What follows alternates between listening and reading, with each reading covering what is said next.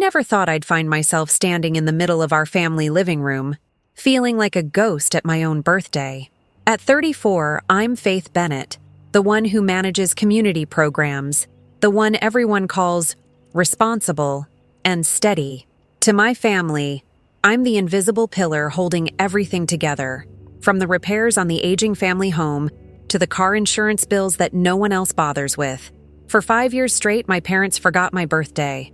Instead, they threw these over-the-top parties for Lisa, my sister, with caterers, balloons, and dozens of guests crowding the house.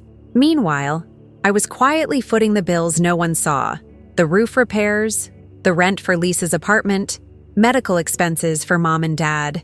Vincent, Lisa's husband, was the loudest critic. He never missed a chance to belittle me behind the curtains, yet shamelessly leaned on my generosity. Something about that always gnawed at me, a sour weight in my chest. But I told myself to be patient, to keep hoping they'd one day see me for who I really was. What no one knew, but I always carried close, was that the house was technically mine, held in a trust from my grandfather, a secret power I never used. Love and recognition felt distant, slipping farther each year, replaced by a quiet, creeping divide. I remember that birthday when I was 12 like it was yesterday.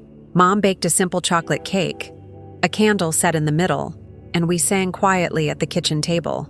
It was modest, but it was mine. The next year, when Lisa turned 10, she had a full neighborhood party. Piñatas, clowns, 30 kids running wild in the backyard. Even then, the difference was clear. Lisa was the golden child, the one who got the spotlight and the loud applause. I was the quiet one, the shadow in the background, expected to be grateful for whatever crumbs of attention spilled my way. Mom and Dad never hid it. They cheered louder for Lisa's achievements, her grades, her trophies, while my efforts went unnoticed, like whispers lost in a storm. I tried to tell myself that this was just their way. Tough love, a parenting style I had to accept, but one memory stings worse than the rest. My 18th birthday. No party, no congratulations, no calls. Lisa, on the other hand, got a brand new car, shiny and loud. Her own set of keys handed over with proud smiles. That gap shaped something inside me, an invisible thread tying me to the family, but always holding me apart. I was there, but not truly seen, taken for granted, yet always giving. Over the past 5 years, I've quietly poured around $150,000 into family expenses. When the storm tore through last winter, smashing the roof of our home, I covered the $35,000 repair bill out of pocket. No one asked for help, but I didn't hesitate. When Lisa struggled to make rent, I picked up the slack for 2 years, $24,000 that I didn't mention once. I bought gifts for my parents' anniversaries, covered Dad's medical bills after his surgery, and even turned down a promotion at work to care for Mom when her health declined. Daniel, my husband, watches all this quietly, sometimes questioning if my sacrifices are appreciated or just taken for granted. He sees the way Vincent sneers and the way Lisa smiles that sharp, knowing smile. What they don't know is the secret I carry. The family home, the place they all live and take for granted, is actually under my name through a trust set up by my grandfather. It's a quiet power I've kept hidden, unsure if I should ever reveal it. I've hoped my love and dedication would earn me respect, but mostly, I've just waited in silence. Then came last year's family dinner, the night Vincent crossed a line I hadn't expected. The room was warm, with candles flickering on the table and the clatter of dishes around us. Suddenly, Vincent's voice cut through the chatter like a knife. "Faith's always freeloading, isn't she? Playing the charity worker while dragging everyone else down." His words landed like stones thrown at a window, shattering the fragile calm. Everyone froze. Mom's eyes darted away, uncomfortable. Lisa smirked, not bothering to hide her pleasure. I forced a smile, the kind that didn't reach my eyes. "I do what I can," I said quietly, then slipped out of the room before the tears could come. I told myself it was just stress, that maybe Vincent didn't really mean it. But that night, as I lay awake in the dark, a small seed of doubt took root inside me. Was I really just a financial resource to this family? Invisible, used, and belittled? The sting made me feel small, unseen, but beneath that hurt, something stirred, a quiet fire I couldn't yet name. The moment I slipped out early from the family gathering, I didn't realize how quickly Vincent would turn that into a weapon against me. By the time I returned home, whispers had already begun swirling through the family grapevine. "She's too sensitive," I heard Lisa say to their cousin Julia over the phone, her voice dripping with mock sympathy. "Always playing the victim, trying to control everything with her money." I clenched my fists, the weight of their judgment pressing down harder than any burden I'd carried in years. Even my siblings seemed to shrink away, their greetings clipped and cold. At the grocery store, I caught a cousin giving me a sidelong glance, as if I were some fragile, dangerous truth best avoided. When Mom finally confronted me, her words were sharp but coated with tiredness. "Faith, you're making mountains out of molehills. You've always been too fragile, too quick to take offense." I stood frozen, her gaze steady and unwavering, but inside, doubt gnawed relentlessly. Was I really being too sensitive? Was I reading too much into their laughter behind my back? The whispered judgments that spread like wildfire? I remembered the quiet evenings when I bit my tongue, swallowed my pride, and tried to remind myself that family meant patience. But now, the isolation was suffocating, a tightening no breath could ease. Still, a stubborn ember inside me refused to go out. I told myself I wasn't broken, just misunderstood. Yet, the question lingered, bitter and cold. Was I the problem after all? Determined not to let their coldness define me, I reached for a lifeline, a chance to clear the air with a family meeting. I gathered them in the living room, every face a mask of guarded skepticism. With a steady voice, I laid everything out. The money I'd quietly given, the nights I'd spent worrying over repairs, the emotional support I'd tried to offer. I looked each of them in the eye, hoping for a moment of understanding. Vincent, however, took a different approach. His eyes glistened with the sheen of tears, his voice trembling as he spun a story of hardship and sacrifice, painting himself the martyr in a tale I hadn't lived. Mom nodded firmly, her words slicing through the room. "Faith, you're trying to rewrite history. That's not how we remember things." Richard remained silent, his uneasy glance betraying his unwillingness to fan these flames. When the meeting ended, the silence was thick and heavy, but not the kind that signals peace. It was the tension of unresolved wounds, and I felt more isolated and powerless than ever. The next blow came when I least expected it, at the award ceremony for my latest project at work. I had hoped foolishly that this achievement might shine a light on what I'd worked so hard to build outside the family. But as I stood there accepting the recognition, a familiar sting crept in. A family friend leaned close to a group of my colleagues and muttered, "She only got here because she's a charity worker, not a real career woman." Lisa's laugh rang out, loud and unmistakable, ensuring I caught her derision.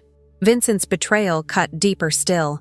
He had shared my past financial struggles like dirty laundry, turning my vulnerability into gossip. Daniel's quiet intervention came too late. The whispered doubts had already taken root. I felt the cold weight of their judgment in the eyes of coworkers, the subtle shifts in conversation when I entered the room. This wasn't accidental cruelty. It was a calculated attack designed to unravel the very fabric of my hard-earned respect, both at home and in my professional life. Hoping to salvage whatever remained of our fractured family, I invited everyone to dinner, my last attempt to bridge the widening gulf. The air was thick with unspoken tension. As I spoke plainly, I need to be respected, not just used. The words felt like a fragile olive branch extended across a chasm, but instead of a gesture of peace, I was met with Vincent's cold mockery, his voice dripping with scorn as he made a show of dismissing my plea. Lisa's eye roll cut through any chance of reconciliation, a silent but brutal condemnation. I saw the hard lines of disbelief and disdain etched across their faces, and for the first time, my vulnerability was met not with empathy, but with naked contempt. That night, as I locked the door behind them, the bitter truth settled deep inside me. I had offered everything I could, yet they would never change. It was a loss that stung in every quiet corner of my heart. And I knew then that protecting myself was no longer a choice. It was a necessity. The distance between me and the rest of my family grew wider with every passing day, like a wall made not of bricks, but of whispered rumors and cold shoulders. Vincent's web of lies spun faster than I could unravel it, painting me as selfish, controlling, and unworthy. Even cousins I once trusted avoided eye contact at family gatherings, their smiles brittle and forced. The invitations stopped coming, the phone calls became rare, then ceased altogether. I found myself sinking deeper into a loneliness so vast that even familiar rooms felt like foreign spaces. At night, the silence pressed in on me, suffocating and unrelenting, except for Daniel's steady presence by my side. His quiet support was the only lifeline I clung to as doubt gnawed at my mind and heart. Maybe I am the problem, I whispered to myself more than once, the words tasting bitter in my mouth. Was I too demanding? Too fragile? Was all this pain just a reflection of my own failings? The questions swirled relentlessly, eroding my confidence like acid. I scrolled through countless memories, every sacrifice, every moment I'd been overlooked. But as the self-doubt crept in, exhaustion pulled harder at my soul. The weight of giving without receiving, of always being the one to hold things together while everyone else pulled away, was crushing. My resolve felt threadbare, and yet beneath the fatigue, a quiet rebellion stirred. I was at a crossroads, standing in a dark place, forced to choose, continue to fade, or rise and fight for the respect I deserved. One evening, as I sat alone in the dim light of the living room, the cold truth settled over me like an unwelcome guest. The ache of isolation was raw, the sting of betrayal sharp. I glanced at my phone. No texts, no missed calls from family. Even the past years of silent acceptance felt like chains I no longer wanted to wear. Daniel's reassuring hand on my shoulder steadied me, reminding me I wasn't truly alone. "Faith," he said softly, "you deserve better than this." His words sparked something fragile but fierce inside me. I realized I wasn't just tired. I was ready for change, for confrontation, for reclaiming my dignity. The path ahead was uncertain, but I could no longer walk it in silence. In those quiet moments, I mourned the family I thought I had, the warmth I'd hoped for, but never received. Yet beneath the sorrow, a small flame flickered, a stubborn light refusing to be snuffed out. The isolation was suffocating, but it was also clarifying. I had to stop shrinking to fit their mold. I had to stop apologizing for needing respect. I had to stand for myself, even if it meant standing alone. The line had been drawn, and though I couldn't yet see the full shape of what lay ahead, I felt the first stirrings of a fierce determination I hadn't known I possessed. The morning after my birthday, the betrayal hit me like a brick wall. I found the invitation buried in the chaos of family emails, an ornate, glossy announcement for a lavish party thrown by my parents in Lisa's honor. Hundreds of dollars spent on decorations, catered food, gifts handed out like tokens of love I'd never received. My stomach sank, the air thickening around me as I realized I was nowhere on that list. But the real blow came with the sealed envelope I discovered tucked inside the filing cabinet, legal documents transferring ownership of the family home. My name had been removed, signed months ago, without a word to me. My hands trembled as I clutched the papers, the weight of their betrayal crushing the last remnants of hope I'd clung to. I stared at the fine print, the cold official stamps, the signatures that erased me from everything I'd built. The house was my anchor, the one thing I thought was untouchable, a secret power passed down from my grandfather. Now, it was gone, slipped away by those I trusted most. My breath hitched as the room spun, the walls closing in, suffocating. The realization was brutal. I wasn't invisible. I was being erased. The family that leaned on me for everything had decided I no longer belonged. The love I had invested was a lie, a one-way street paved with lies and manipulation. I sank to the floor, clutching the papers like a fragile lifeline, tears blurring the text, the cold clarity settling in. That moment was a fracture in my soul. The illusions shattered, replaced by a new, ruthless understanding. My suffering was no accident. It was a calculated erasure. And in the silence that followed my sobs, something inside me broke free, the part that refused to be a victim any longer. The anger burned cold and sharp, a weapon forged from heartbreak. I vowed then, through the sting and the shame, that I would never let this happen again. The house might have been stolen, but my spirit was unbreakable. This was no longer about forgiveness or patience. It was about survival, about reclaiming what was mine, about standing tall even if the world tried to bury me. Later that night, I sat alone in my study, the dim light casting long shadows over stacks of receipts, bank statements, and forgotten bills. Each piece of paper was a testament, proof of every sacrifice, every unseen effort I poured into keeping the family afloat. The memory of quiet nights spent patching holes in the roof, months of covering Lisa's rent, years of unpaid bills whispered back to me in ink and numbers. My fingers trembled as I sorted through the financial trail. The evidence of my generosity turned weapon against me. My heart clenched, a mixture of pain and rage simmering beneath my skin. How had I been so blind to their betrayal? The pattern was undeniable. They had always taken without giving, always used without gratitude. But as the anger rose, it fueled something else: empowerment. I realized that this mountain of documentation wasn't a burden. It was my shield and sword. The legal ownership I thought was lost might still be contested. The financial records were my truth, undeniable and stark against their lies.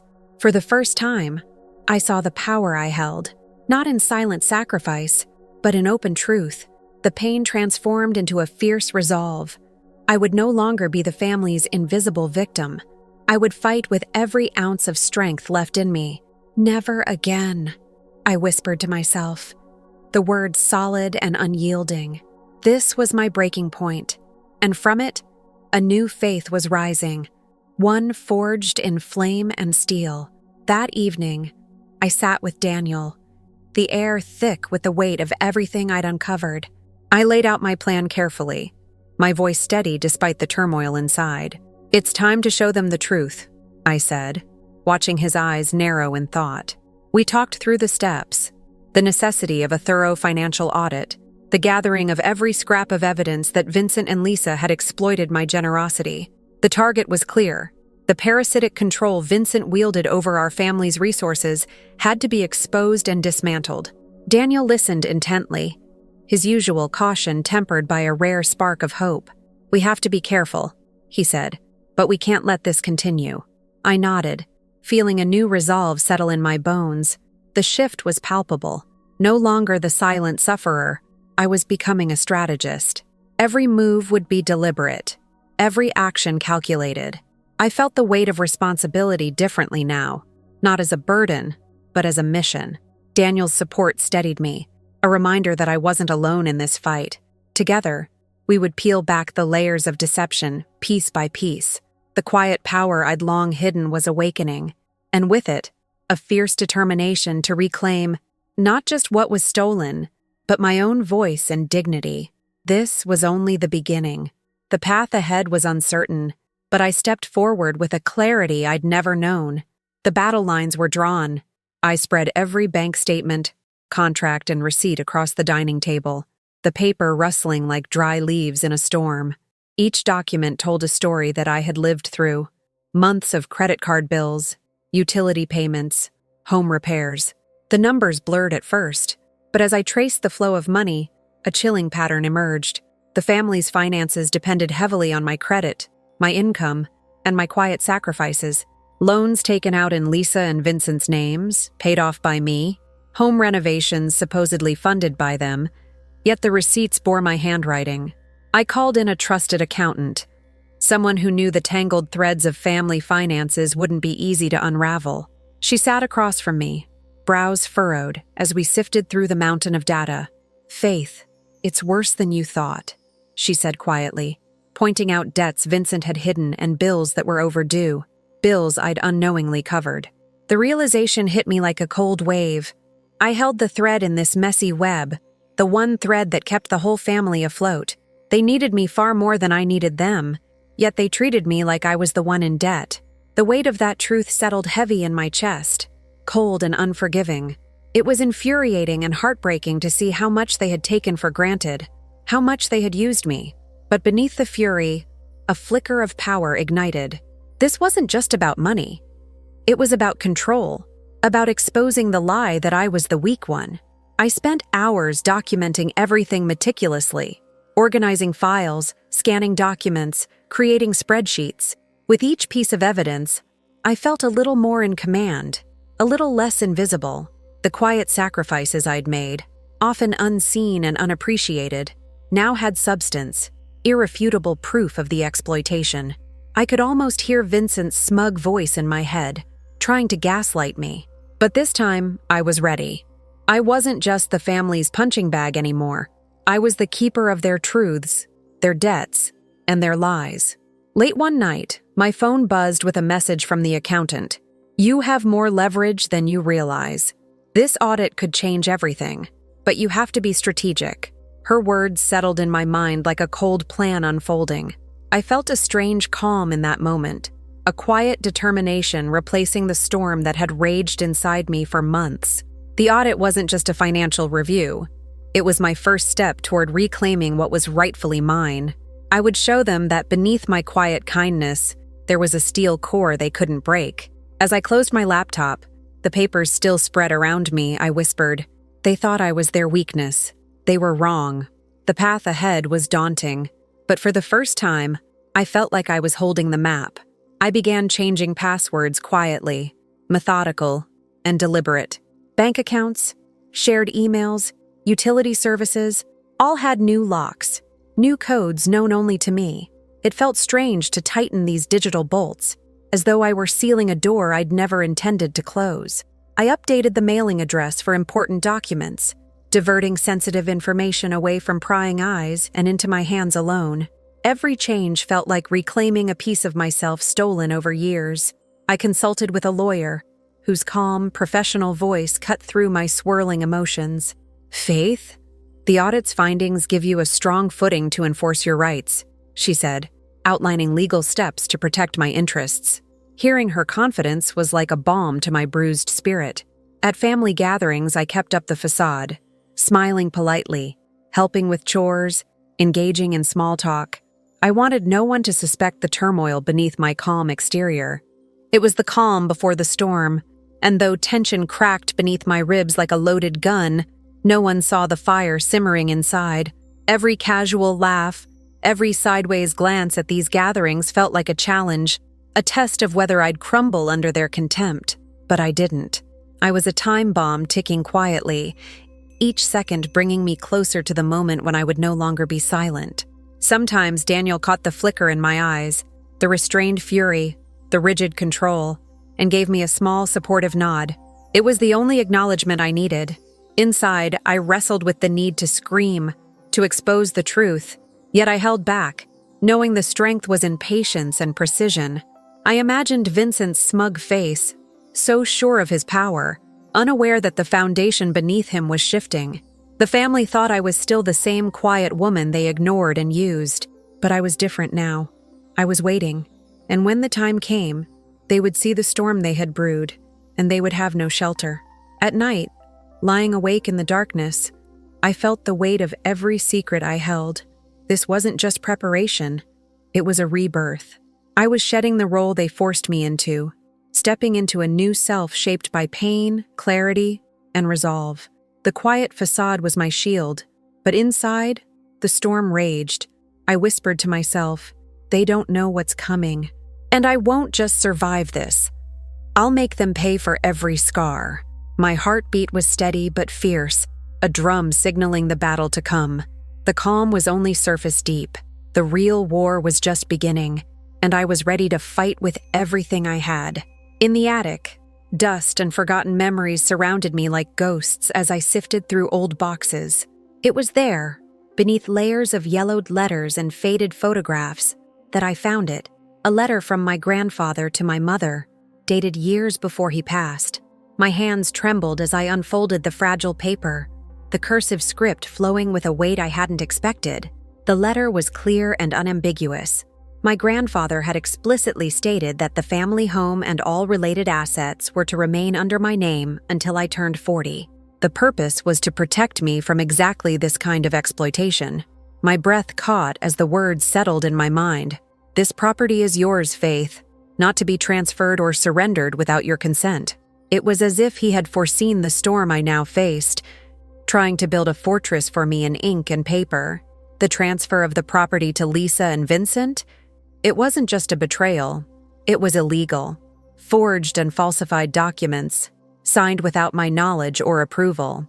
My heart pounded with a mixture of shock and a rising tide of vindication. The weight of the discovery was overwhelming. I sat back against the attic wall, the letter clutched tightly in my hands as a burning clarity surged through me. This wasn't just a family dispute anymore. It was a legal goldmine. The truth was undeniable, and the power it granted me was intoxicating. The scales of justice, long tipped against me, suddenly seemed to tilt back with fierce certainty. I imagined the shocked faces of Lisa and Vincent when the truth came to light, their smugness replaced by panic. The urgency inside me swelled. This revelation wasn't just a piece of evidence, it was a call to arms. The stakes were higher now, and my resolve hardened like tempered steel. I was no longer fighting in the dark. I held the light. Tears stung my eyes, not from despair, but from the fierce relief of knowing I had something concrete, something that could finally break the cycle of betrayal. I whispered to the empty attic, "You thought you could erase me, but I'm still here, stronger than ever." My grandfather's words became my shield and my sword. The fight was no longer about survival alone. It was about reclaiming my dignity, my legacy, and the home that was rightfully mine. I folded the letter carefully, tucking it away in my bag alongside the financial records. The battle lines were clearer than ever, and the moment to act was drawing near. I felt a fire inside me, fierce and unyielding, ready to scorch the lies and reclaim what had been stolen. I sent formal notifications that morning, my fingers steady despite the storm inside.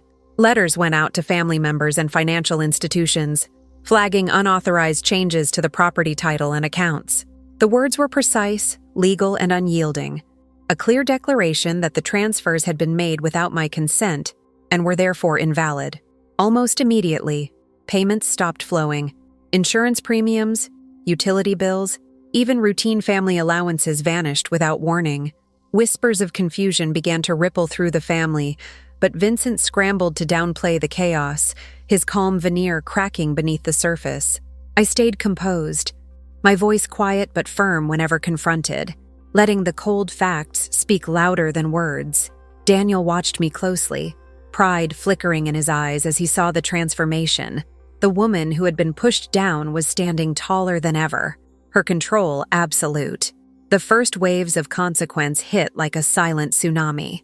The family's reliance on my financial support was suddenly exposed as a dangerous crutch, and Vincent's carefully constructed empire began to wobble. The silence from Lisa was deafening.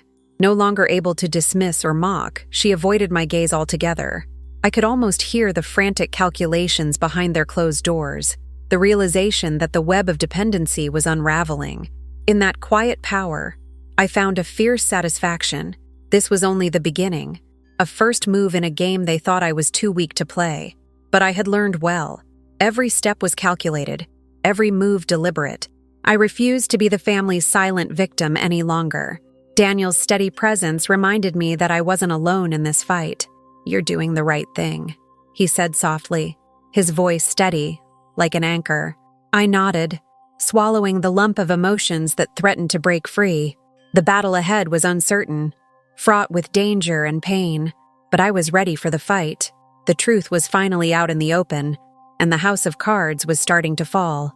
The family that had used me for so long would now face the consequences of their choices, and I would be the one holding the scales of justice. The storm had begun. The room was thick with tension as I laid out the evidence in front of everyone.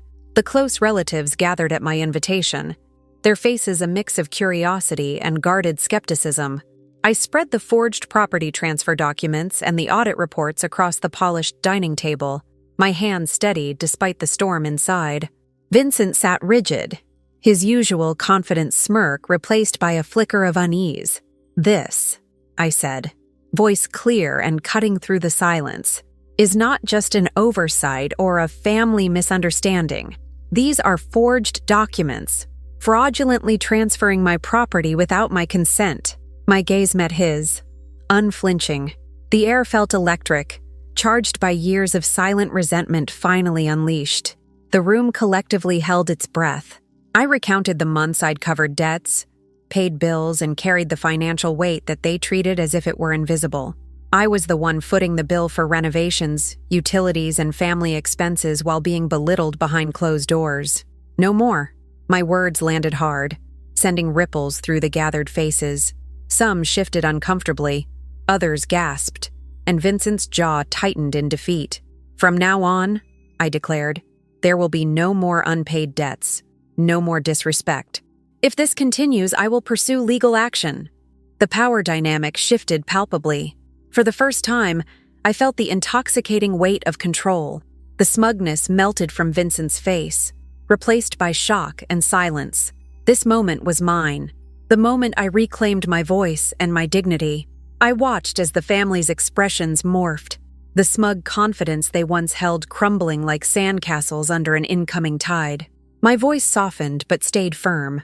This is about respect, fairness, and truth. I am done being the family's invisible victim. The gravity of my words settled heavily. Eyes that once dismissed me now searched mine for answers. I saw a flicker of doubt in Lisa's eyes, while others whispered among themselves, their allegiance slowly shifting. It was a watershed moment for us all. I closed the folder deliberately, the sound snapping through the quiet like a verdict. The room remained still, the atmosphere charged with a new reality, one where I no longer stood at the margins but at the center, holding the truth as my armor. I had taken the first, undeniable step toward reclaiming everything that was rightfully mine. Days after that confrontation, Vincent's carefully woven financial fabric began to unravel with a brutal speed I hadn't dared hope for. Banks froze accounts linked to him, creditors called relentlessly, and whispers of impending ruin spread like wildfire.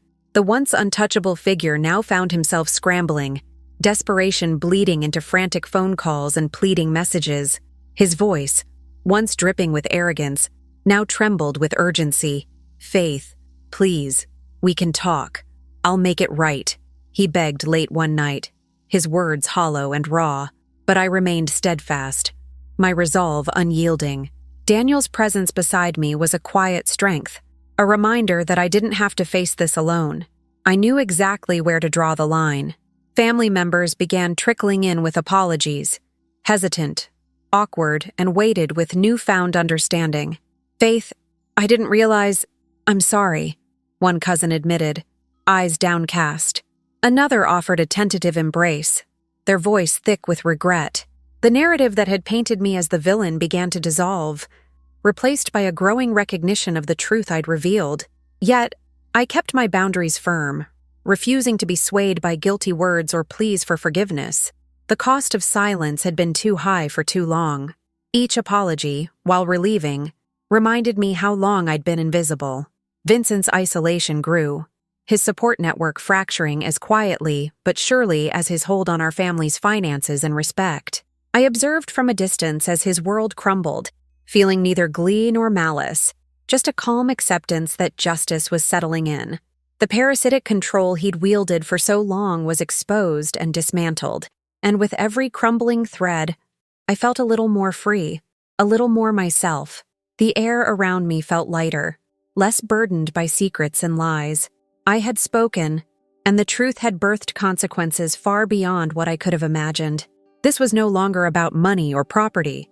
It was about reclaiming peace, dignity, and the space to live without fear or manipulation. The battle was far from over, but the tide had turned irrevocably in my favor. Vincent's response escalated swiftly, as if clinging desperately to a sinking ship.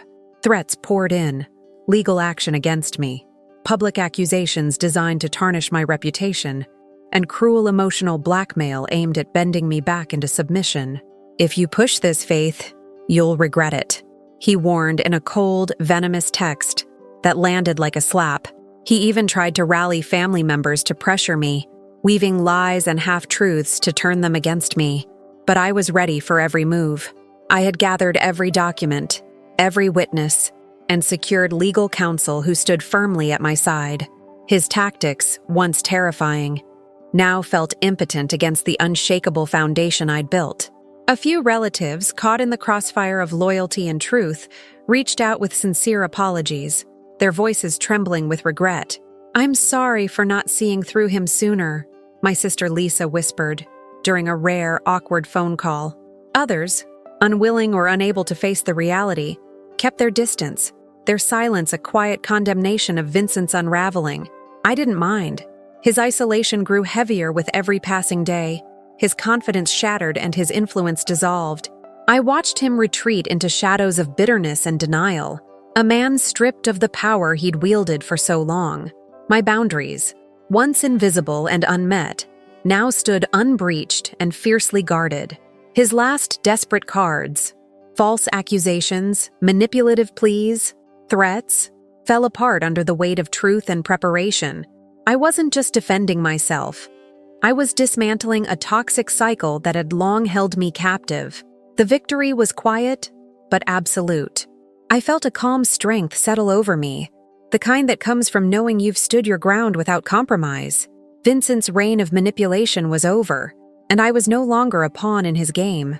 6 months later, I find myself in a place I never believed possible, a life marked by peace and autonomy. Daniel and I sit in our home, the walls no longer echoing with tension, but humming softly with warmth and freedom.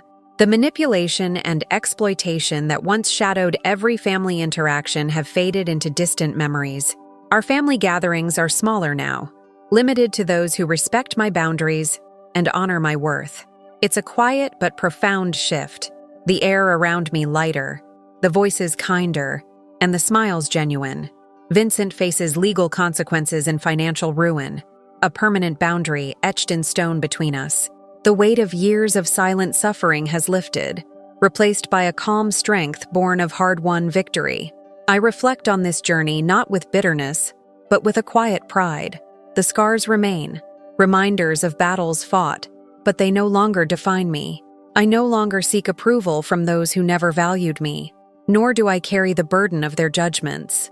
My worth is mine to define, rooted deeply in the knowledge of who I am and what I've endured.